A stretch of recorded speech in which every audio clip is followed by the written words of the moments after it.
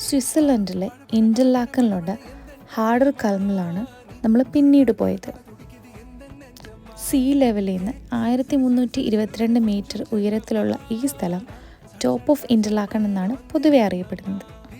എൻ്റെ ക്യാമറയും പിന്നെ വീഡിയോ എടുക്കാനുള്ള കഴിവൊന്നും ഈ കാണുന്ന വ്യൂവിനോട് ഒരു നീതിയും പുലർത്തിയിട്ടില്ല കേട്ടോ.